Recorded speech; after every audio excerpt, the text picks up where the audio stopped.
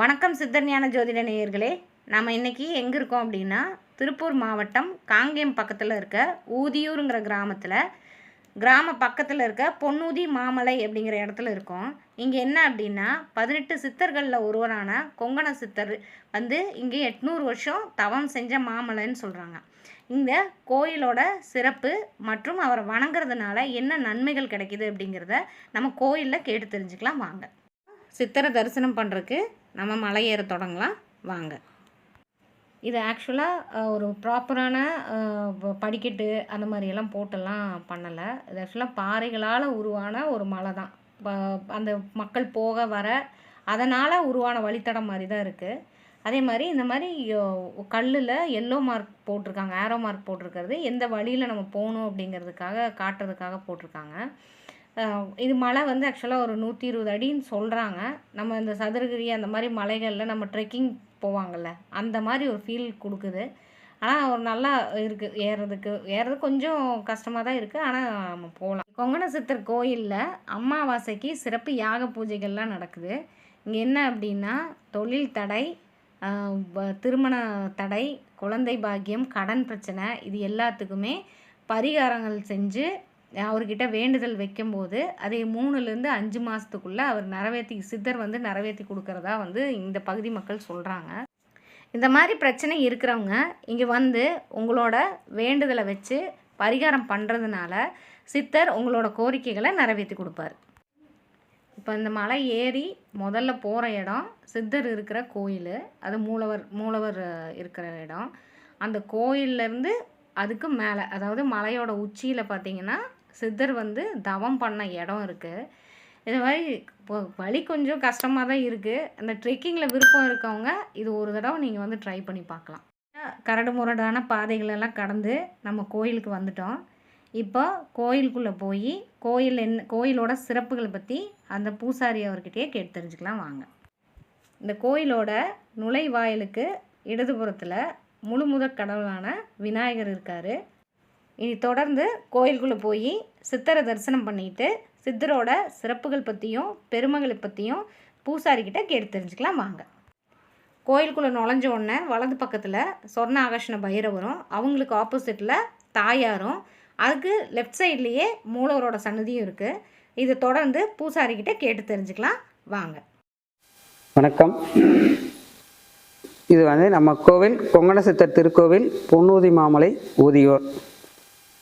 இது திருக்கோவில் பல நூற்றாண்டுகள் ஐயா 800 ஆண்டுகள் தவம் பண்ணி வாழ்ந்து வரவாங்கின இடம் இது. ஐயா கொங்கு நாட்டை சேர்ந்தவர், ராஜ பரம்பரையை சேர்ந்தவர். அப்பொழுது தவ வலிமையில் வரணும் அப்படிங்கிறதுக்காக ஐயா வந்திருக்காங்க. வர்ற வழியில் கொக்கு எச்சம் போட்டுருது ஐயா மேலே. அந்த மறிச்சு பார்க்குறாங்க, கொக்கை அண்ணாந்து பார்க்குறாங்க. அப்பொழுது கொக்கு சாம்பல் ஆகிடுது. சரி, இவ்வளோ வலிமை இருக்குது அப்படின்னு நினச்சிட்டு அப்படியே தவ வலிமை மேலும் அதிகமாக்கிட்டே வர்றாங்க. இன்னும் வேறொரு இடத்துக்கு போகிறாங்க. அப்போது வள்ளுவர் வாசகி வாழ்ந்த காலம். அப்பொழுது அங்கே யாசகம் கேட்டுட்டு போகும்பொழுது வள்ளுவருக்கு வாசகமாக உணவு பரிமாறிட்டு இருக்காங்க.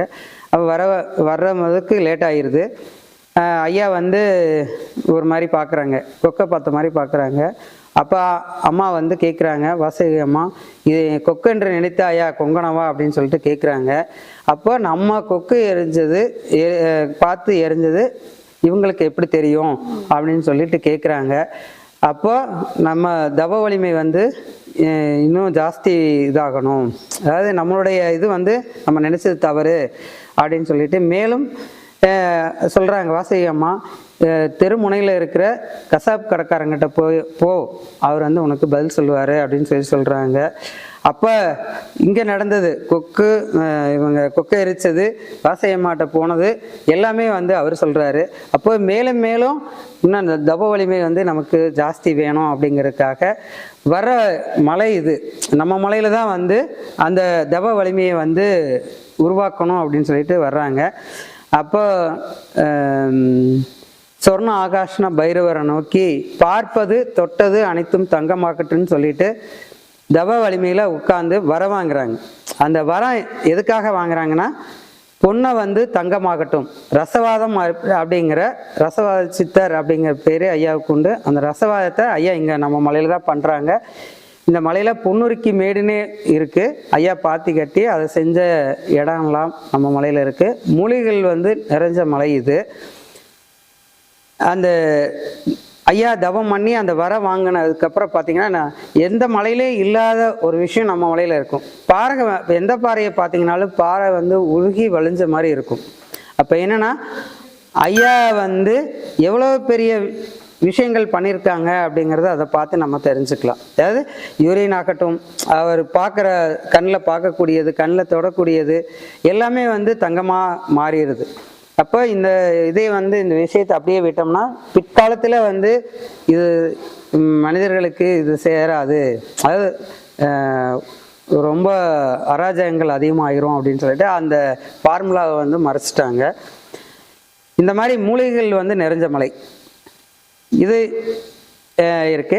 இங்கே வந்து அமாவாசை அன்னைக்கு சிறப்பு யாகங்கள் பண்ணி பூஜை பண்ணுறோம். அமாவாசை திதி எப்போ வருதோ இரவு திதியில் யாகங்கள் பண்ணுறோம். அந்த யாகத்தில் ஐயா அந்த அக்னியில் நேர்லேயே வந்து காட்சி தருவாங்க. அதை வந்து உங்களுக்கு காமிக்கிறோம்.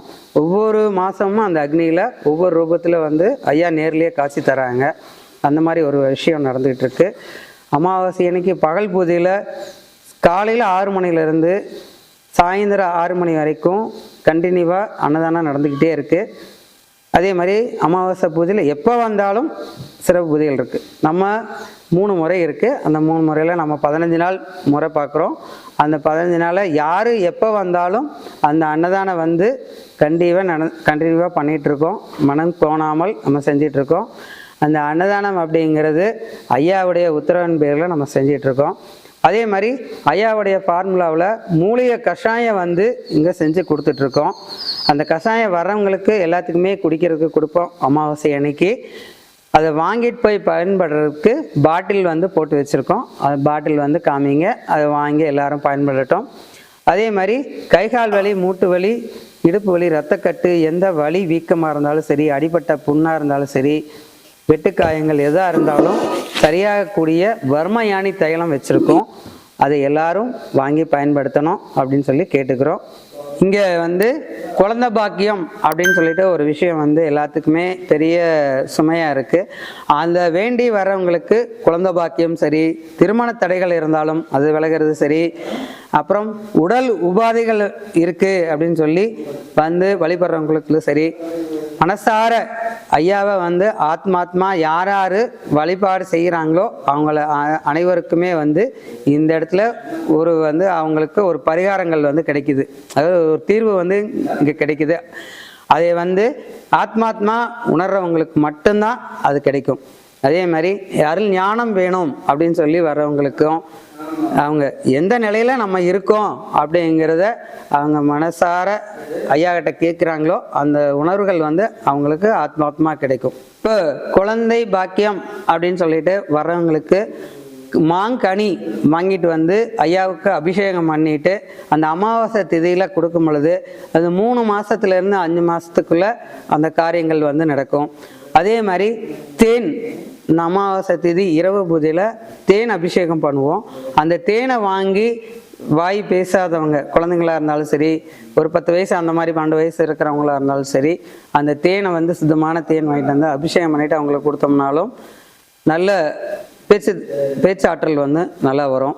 அந்த மாதிரி விஷயங்களும் நடக்கும். அதாவது பொதுவாகவே சொல்லப்போனால் ஐயாவுடைய மேனியில் வந்து அபிஷேகம் பண்ணி நம்ம உடம்புல சாப்பிடக்கூடிய விஷயங்கள், இங்கே கொடுக்குற விபூதி ஆகட்டும், தீர்த்தங்கள் ஆகட்டும், இந்த கஷாயம் ஆகட்டும், எல்லாமே வந்து மனசார அவங்க சாப்பிட்டாங்க அப்படின்னா எனக்கு இது தீரணும் அப்படின்னு சொல்லிட்டு அவங்க பண்ணும் பொழுது எல்லா விஷயங்களும் நடக்கும். இப்போ ஐயா வர வாங்கினது சொர்ணாகாஷ்னா பைரவர்.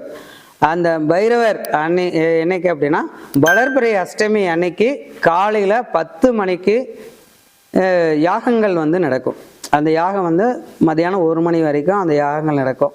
அந்த யாகம் எதுக்காக பண்ணுறோம் அப்படின்னா பைரவர் பைரவியோட இருக்கிறதுனால, அம்மாவோட இருக்கிறதுனால வளர்பிறை அஷ்டமி அன்னைக்கு என்ன செல்வ வரங்கள் வேணுமோ, நமக்கு என்ன வரன்கள் வேணுமோ அந்த அன்னைக்கு நமக்கு வரக்கூடிய வரங்கள், தங்கமாகட்டும் பொருளாகட்டும், நமக்கு எது வேணும்னாலும், செல்வங்களாகட்டும் மனைகளாகட்டும் வீடாகட்டும், எது வேணுமோ அதே ஐயா கிட்ட ஆத்மாத்மா நமக்கு வர வேண்டிய வரன்கள், செல்வ வரன்கள் கேட்டாங்கன்னா ஆத்மாத்மா நடக்கும். அந்த அன்னைக்கு மிளகு தீபம், நெய் மிளகு தீபம் போட்டு பிரார்த்தனை செஞ்சாங்கன்னா, ஒரு கண்டினியூவாக ஒரு 3 மாதம் பண்ணினாங்கன்னா அதுக்கு உண்டான விஷயங்கள் கண்டினியூவாக கிடைக்கும். அதை எல்லாரும் பயன்படலாம். சரிங்களா? அதே மாதிரி தேய்பிறை அஷ்டமி அன்னைக்கு தேயக்கூடிய விஷயங்கள், நமக்கு உடலில் இருக்கிற தேஞ்சு போகக்கூடிய விஷயங்கள் வந்து பரிகாரம் அந்த மாதிரி விளக்கு போட்டு செய்யும் பொழுது அந்த விஷயங்களும் ஆத்மாத்மா நடக்கும். இத்திருக்கோயிலுக்கு வரக்கூடிய பக்தர்கள் அனைவருக்குமே ஒரு அன்பான வேண்டுகோள். என்னன்னு சொல்ல போனால், இது வனத்துறையோட எச்சரிக்கையும் கூட, கோவில் பூசாரிகளுடைய ஒரு அன்பான வேண்டுகோள். மேலே குகைக்கு செல்றவங்க தயவு செய்து தீபமோ பத்தியோ சூடமோ தயவு செய்து ஏற்ற வேண்டாம் என அன்போடு கேட்டுக்கொள்கிறோம். ஏன்னா மழை வந்து காஞ்சு போய் இருக்கு. இந்த சமயத்திலேயோ மற்ற சமயத்திலேயோ மேலே விளக்கு போட்டு நம்ம வழிபாடு செய்யும் பொழுது நம்ம நல்லதுன்னு நினைச்சு நம்ம செய்கிறோம், அதே நமக்கு பிரச்சனையாக வந்து அமையும். தயவு செய்து மேலே போகிறவங்க, குகைக்கு போகிறவங்க குகையில போங்க, தியானம் பண்ணுங்க, எவ்வளோ நேரம் வேணாலும் உட்கார்ந்துருங்க. தயவு செய்து யாரும் விளக்கோ சூடமோ பத்தியோ ஏற்ற வேண்டாம் என அன்போடு கேட்டுக்கொள்கிறோம். இதை எல்லாரும் பயன்படுத்துமாறு கேட்டுக்கொள்கிறோம். வணக்கம். நேர்களே, இது நிஜமா ஒரு சிறப்பான அனுபவம். இவரை பார்த்ததாகட்டும், இந்த கோயிலுக்கு மலை ஏறி வந்ததாகட்டும், இவரோட தரிசனம் கிடைச்சதாகட்டும், இந்த கோயிலுக்கு மேலே அவர் தவம் செஞ்ச குகையை பார்த்ததாகட்டும் ரொம்ப சிறப்பாக இருந்தது. திருப்பூர் பக்கத்தில் இந்த மாதிரி ஒரு விசேஷமான கோயில் இருக்கிறது ரொம்ப ரொம்ப ரொம்ப நமக்கு ஒரு பாக்கியம்னு சொல்லலாம். நீங்கள் ட்ரெக்கிங்கில் விருப்பம் இருக்கவங்க பக்தியோடு சேர்த்து அந்த ட்ரெக்கிங் அனுபவத்தையும் நீங்கள் ஒரு தடவை எக்ஸ்பீரியன்ஸ் பண்ணலாம். ஒரு தடவை வந்து பார்த்துட்டு போங்க, உங்களுக்கு கண்டிப்பாக பிடிக்கும். நீங்கள் நிஜமாக என்ஜாய் பண்ணுவீங்க. நன்றி.